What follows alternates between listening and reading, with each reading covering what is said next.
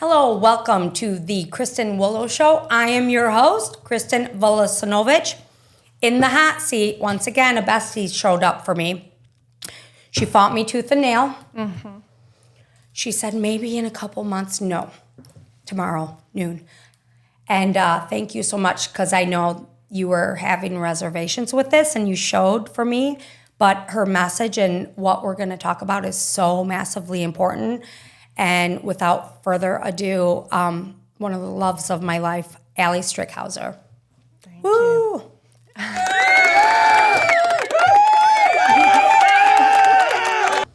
So well deserving of that. We grew up together, right? We were grade apart. She's much older, 1 year. Yeah. We played sports together. Our families married each other. They did.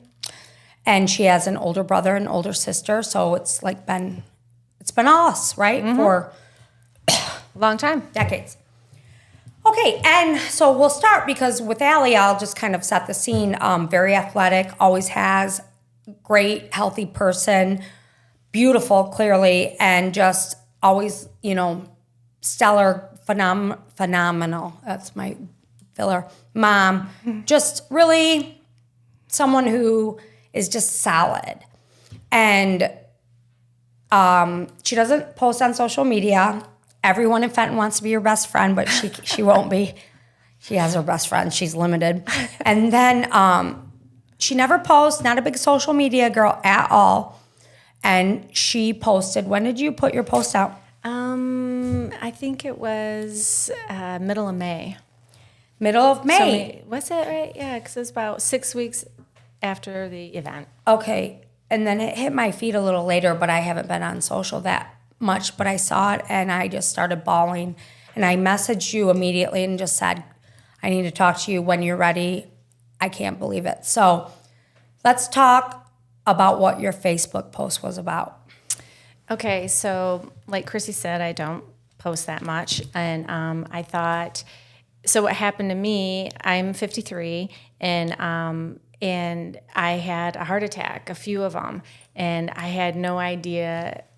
Just when was the date? Yeah, so on April 23rd. Right. April 23rd, I woke up about 3:30 in the morning, and it was severe jaw pain. And I thought, oh my God. Weather. Yeah, I had an excuse for it. I thought maybe it was from wearing retainers.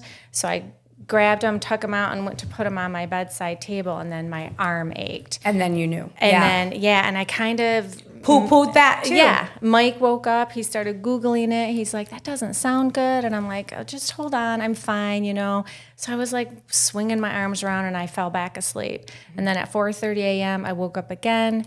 Same pain, worse in the jaw, worse in the arm. And this time I could feel my chest tightening. Mm-hmm. And again, Mike's like, we're calling an ambulance. And I said, absolutely not. That's embarrassing, which is so it's dumb. Thank you. That is dumb. I did the wrong thing. So this one was a little bit worse. This one exhausted me. And then I started. You surrendered to the ambulance. I did not. But Mike did. He's like, at least get dressed and ready to go. We're flying there. And so I fell back asleep. And then the third heart attack was about 5:30 in the morning. And I sat up in bed, and Mike was already staring at me. And I said, we got to go now. And we jumped in the car. And that, again, letting that time lapse, as with a heart attack or a stroke, time is of the essence. And This is what I said to you to force you to come in here, how important to not take your health for granted or dismiss something. Because look, I hate hospitals. We all hate them. We know even during COVID, post-COVID, there's a wait. Everybody's irritated. Yeah. I get it. But this is so important. Your story's so important. So finally, I didn't want to be embarrassed either of get there and have them say it was something, it was nothing. And that's stupid too. Yeah, that's stupid too. So that third one, we got in the car. And to be honest, the only reason I decided to go to the hospital is 1 year and 10 days to the date, one of my good friends in her 30s also had a heart attack, and she died. And that third heart attack, I woke up and I thought about her, and I thought, I have to go. Right. So Mike was driving me, and we got about 2 miles from the house, And I just started losing it. Like, I just flopped my arm over on him and I said, I'm not going to make it. I said, I'm so sorry, babe, but I'm not going to make it. And then I don't remember much until we got there. Mike called an ambulance, and of course they said, you need to stop your vehicle because we need to give the ambulance an address. And at that point, he had to make a decision. Do I keep driving? You know, or do I stop? So he kept going, and he got me there, and I got into the ER. They gave me the nitroglycerin and an aspirin and did an EKG. Took my blood, I think, then. Oh, they do all that. That's protocol. Yep. Yeah. So I started feeling better, like as soon as the nitro hit, and they came and checked on me, and I said, gosh, I'm feeling a lot better. I just have a terrible headache. Well, because of the heart attack I was having, and I don't know all the information yet. My pronunciation and words might still be wrong, but it was considered an NSTEMI. So it can show up on an EKG, but or maybe not. So that's why they took my blood. So we waited a bit, and then my blood test came back, and my troponin levels were elevated. Which is an indication of heart attack. Exactly. Some sort of heart event. So then they got me up into, they took me for a heart echo.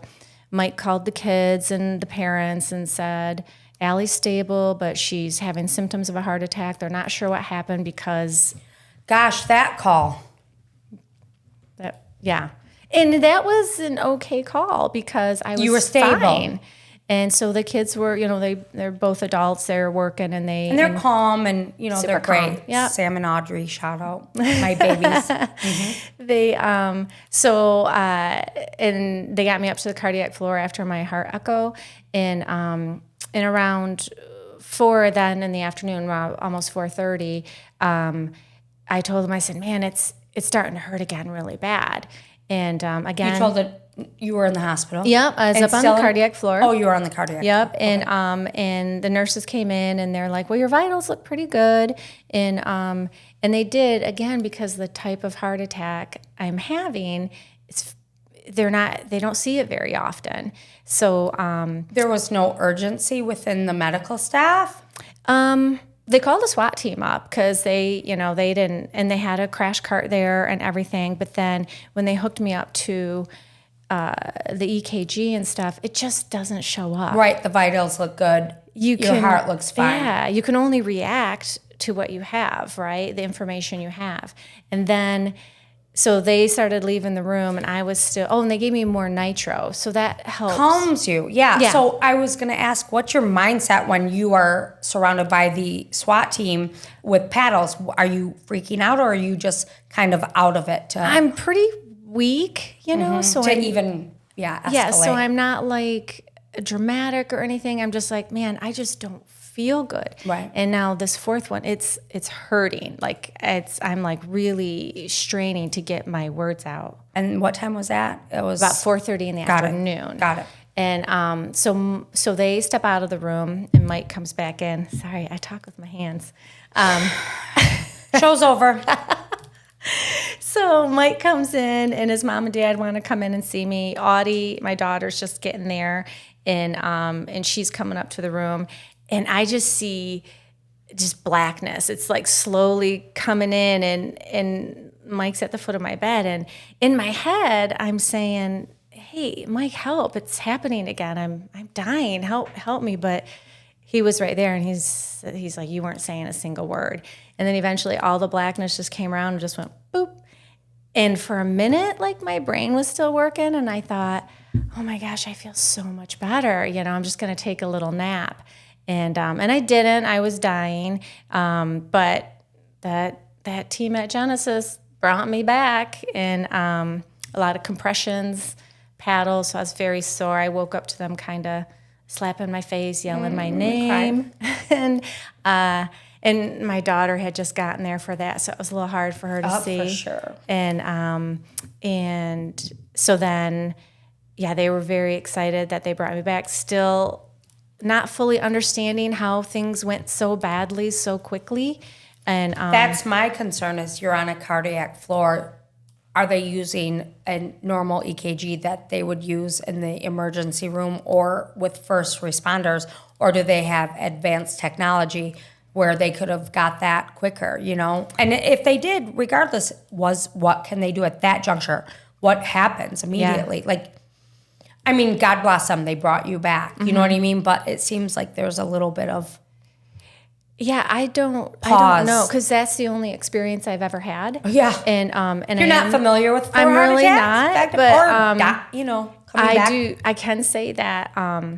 So then, of course, I went in for a heart cath, emergency heart cath. And, There we go. Now we're moving. Yeah, and they had me scheduled for a heart cath the next day, first thing in the morning, but because they just really didn't see Anything extraordinary on the screen. So then when all that happened, right, so I did the heart cath, and they found on the OM2, the obtuse marginal 2 artery on the left side of my heart had a blocked. tear in it. Oh, a tear. A tear, no blockage.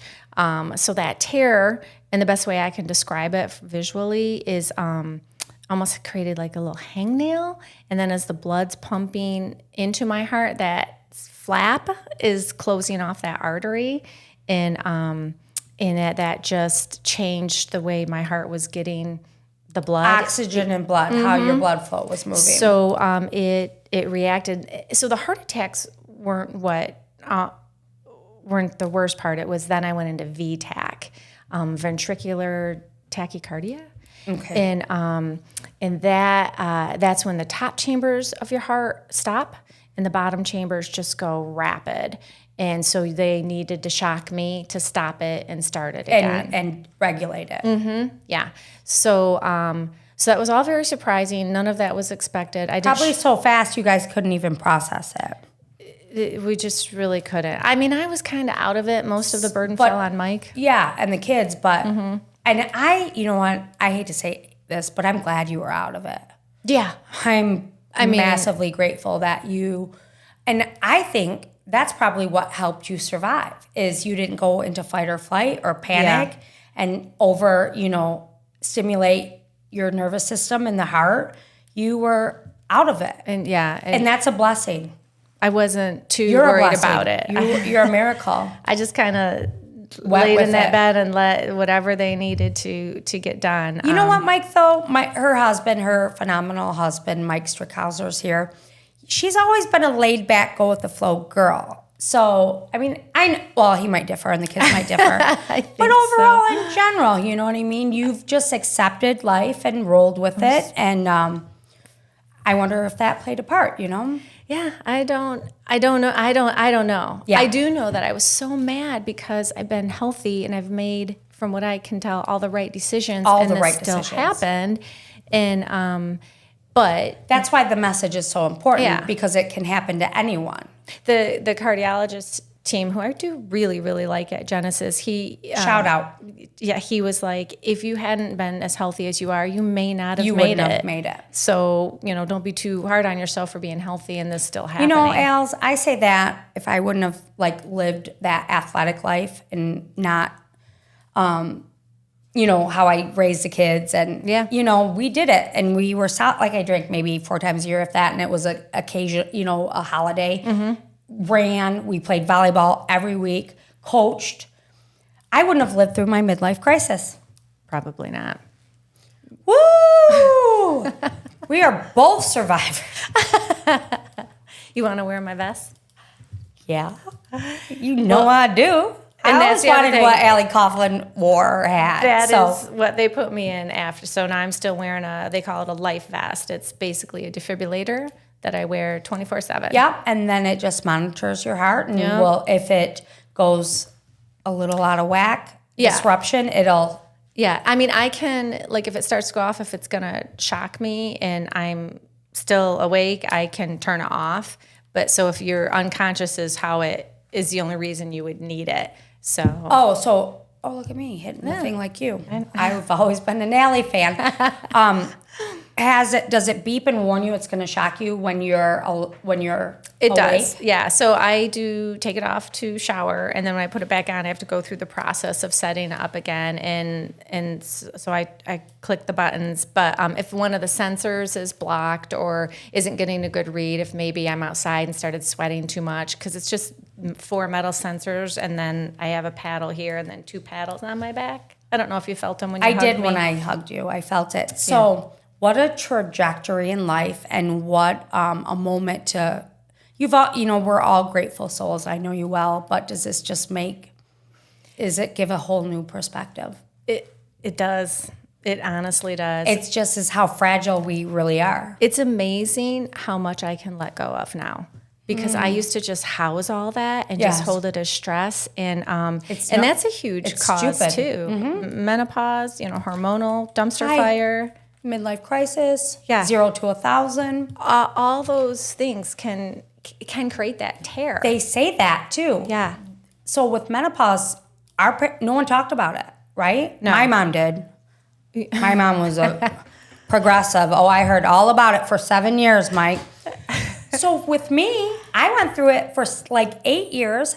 It wasn't the physical, the sweating, or the cold or hot flashes, because I can deal with physicality. Yeah, you can power it was through it. The moody and the anxiety and the stress over stupid stuff, and I couldn't will myself out of it. No. And you read books and you do research on menopause, it will lead to It can, for sure.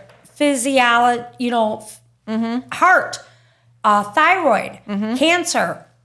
It's bad. A lot of things. I'm sure it played a part in it, and I didn't do any therapy, hormones, or nothing. I didn't either, because I was afraid that would affect my health. Well, I is there thought I'll breast just power cancer? through it. It has a high risk for breast cancer. yeah. Like, I don't have breast cancer in my life, and there were days I'm like, I'm going to go get that shot, but just was lazy. Didn't do it. I never did it. So one of the specialists I'll see at U of M, she is a SCAD specialist, which this is what that's called. It's spontaneous coronary artery dissection. So the dissection is the tear. So she's a SCAD specialist, and for women, it's predominantly in women, like it's a high 90% of women. And but before I go to U of M, I'm also going to Cleveland Clinic. The best of the U of M, Cleveland, the best. I mean, and my cardiologists at Genesis were all for that, because they don't see the volume of this. So when I said, can we just pump the brakes on the ICD implanting the defibrillator until I can get... They told you no.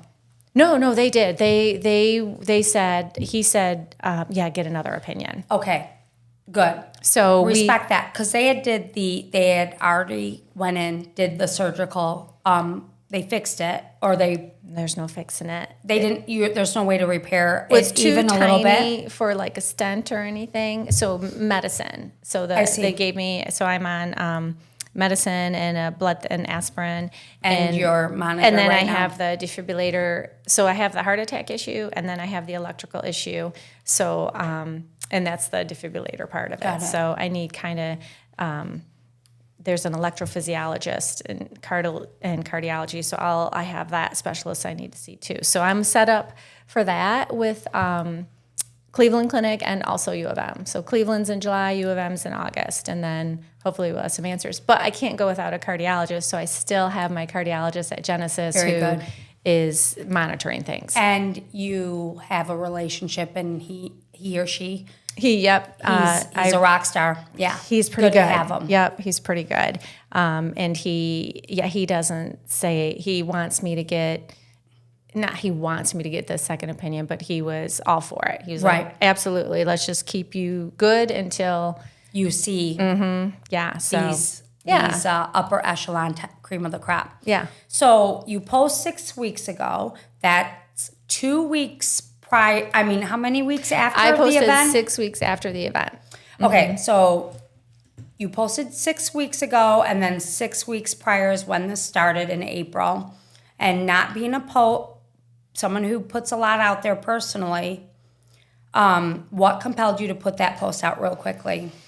It put you in. You're embarrassed to go to the hospital. You're embarrassed. It's nothing. I didn't. You don't like vulnerable. Yeah, and I didn't want a bunch of attention and pity. Unlike me. And except for I want pity and attention for me. But you're like that. That's how. But all my solid friends you are my age, and we're all dealing with the menopause, and we all try to power through everything. And we dismiss a lot. So I just want to say, hey, it's okay to ask for help. It is okay, and then also learn from me too. Call the ambulance. because they have the paddles, they have the nitro. Pointing at I have everything in my heart attack pack now, but I didn't have it with me then. Right. So, we cut it really close. Sure did. We cut it really close.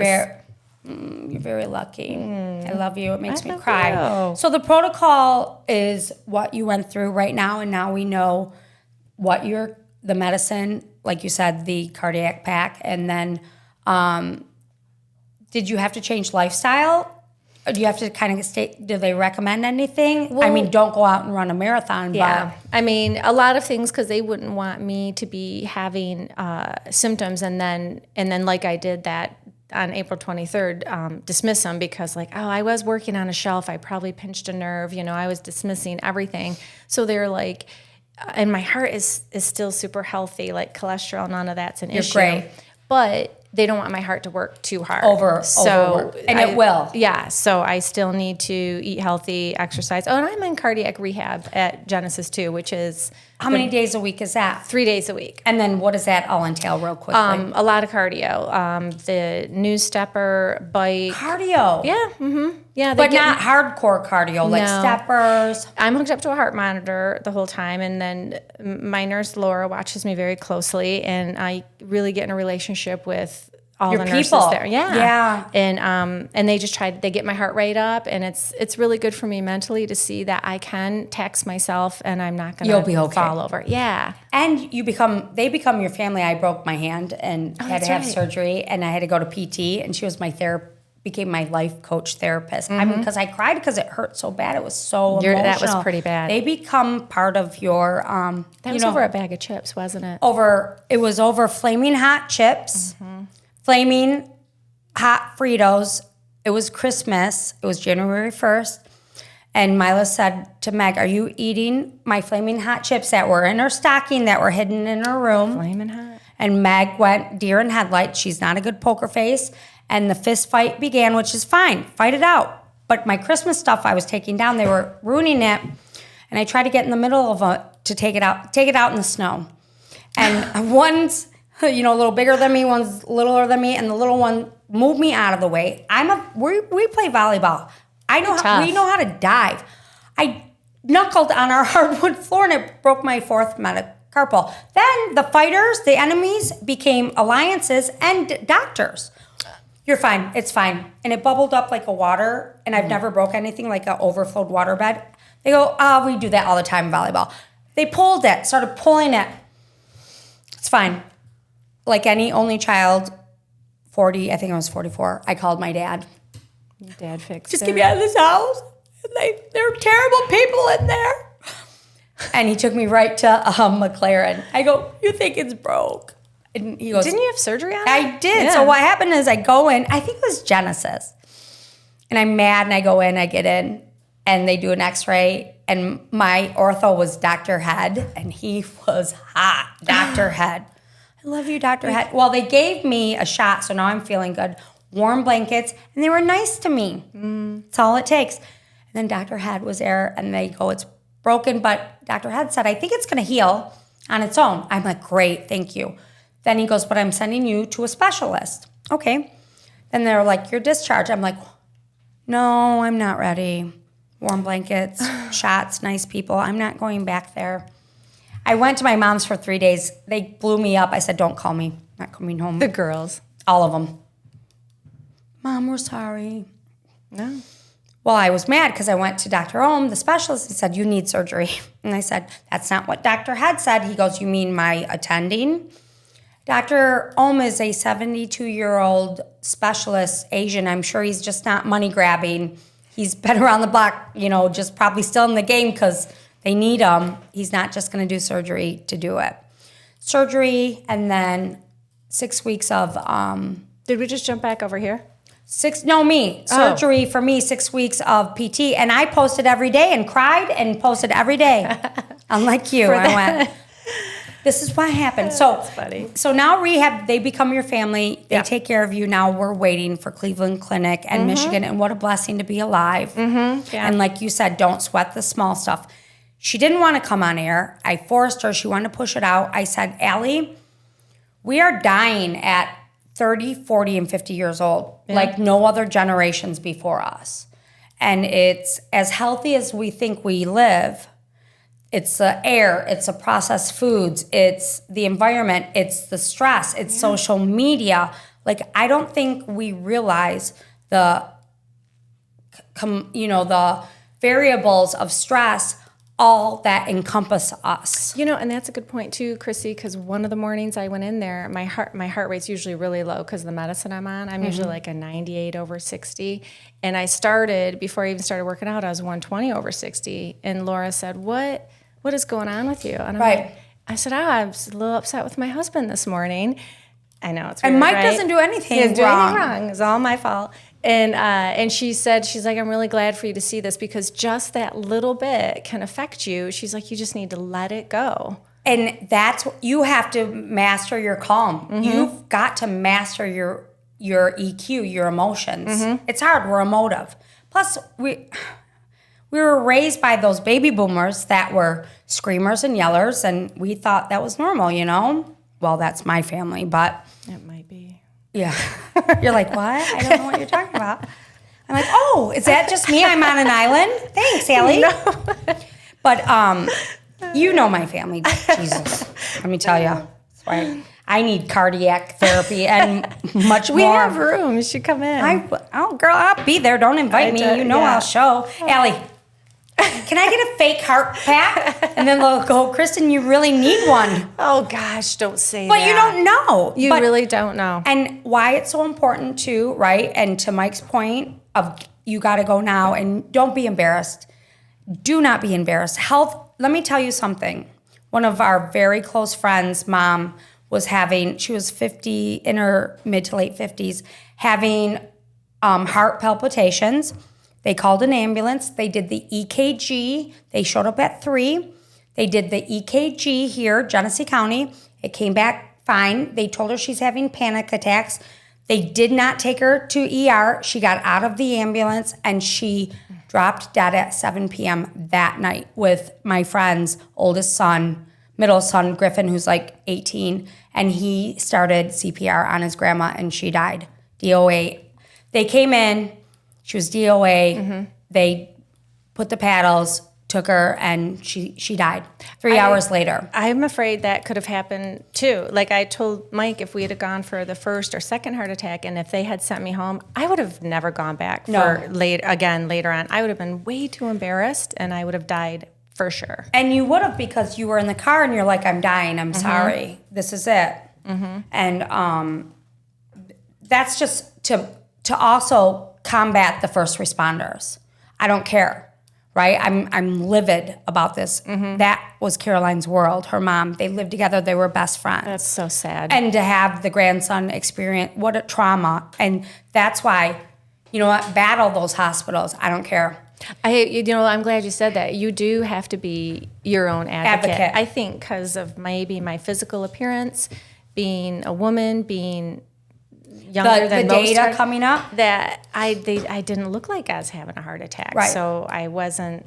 But that's ignorant on their part. They know just what's on the outside. On the inside is much different. Yeah. And here's some fun facts for you. You're in the hospital and you are having what Allie went through, or you feel like you are, or some severity is happening to you, but they're waiting, or they're poo-pooing you, or they're blowing it off. You have the right to refuse care, undo all your shit, get out, call an ambulance, go to a different facility immediately if you don't feel like your care is being handled, and that's so your personal rights. And I'm not bashing hospitals, but the biggest cause of death is medical and hospital error in our country, probably globally, is medical error. That's the number one killer. I did not know that. Yeah. And then you have the right to refuse care if they're taking their time, and beat it. Call an ambulance, have them meet you. Sometimes the ambulance to go to another hospital has to meet you like on a road. They can't come in the campus. So, good there. I'll tell you, I had to do it. You want to know why? I was sick during COVID. I was vomiting for 8 hours at Hurley. And I called my Uber ambulance and said, come get me. And they're like, we can't pull into Hurley campus. I had to walk down to, what is that, 5th Street, right there to the bus stop. They picked me up, and I couldn't barely move. And I went to another hospital because that's how I do it. I ain't messing around. But I don't mess around with my health because I've interviewed for so long and we've had so many specialists and we are in the know. We're aware. And that's why I said, you have got to come on because there are a lot of my little alleys out there that need to move fast. Yeah, I've just never experienced anything like that. So I just thought, this too shall pass. No. It will. Yeah, but it'll take me with it. But it didn't. But it didn't. It didn't. Because I mean, we dealt with a lot with Sam when he was younger. He had still has hydrocephalus, but we just went, and we were lucky we were able to get down to U of M, and his pediatric neurosurgeon, we never left. We got lucky again. They treated him great from the first moment. But yeah, I wouldn't have been, for someone else, I'd be okay jumping around. Right, but when it's yourself, it's a whole other ball game. You're like, I'm okay, I'm fine. And that independence is also a trauma sign. It's just us doing everything and knowing and, nope, type A's, I'm fine. And we really need to rethink that. And a shout out to my little Sammy. I remember that one year, he's Mila's favorite, and they built that gingerbread house at Christmas. She goes, Mom, look at mine and Sam's gingerbread house. Right. I'm like, I want you to marry Sam. She goes, Mom, Sam's like my brother. No. And I said, I know, but no. And he was at the Ambassadors. Remember, I went to Sam's concert. Oh, yeah. And Mike, I filmed him, and then I filmed her watching him. You posted that. That's right, yeah. I posted him singing, but I sent you the picture privately. Yeah. And I videoed him singing. You got me. So shout out to Sam. And Allie, I love you. This has been a really special interview. I love you too, and I'm glad I know it was hard for you, but I'm very nervous. How do you feel now? I'm glad that I came on, but still worried about how I came across. So, Celeste, Lainey, wonderful. Thumbs up. Thank you. Thank you. You'll be a frequent guest and all the time. And then you'll have your own show and we got you. Oh, not taking over, girl. I don't get it twisted. Your own show over there. Allie Strickhouser, Survivor. Gosh, blessing, miracle, right? You guys get in there quick, right? What's your last words of advice to our viewers and listeners? Take care of yourself. Don't waste any time. Listen to your body and move fast. I don't care. I don't care if it happens and then it goes away. Your body speaks to you. It's telling you something. Listen. So we're going to end on that. Listen. Okay. Big thank you, Allie. Big thank you to Mike Strickhouser, her husband, who forced her to go. Big thank you to you, the viewers and listeners, and our production team, Zach. Celeste, power couple, beautiful couple. Hate them. And then my beautiful Lainey assistant who does everything. So thank you. This has been the Kristen Willow Show.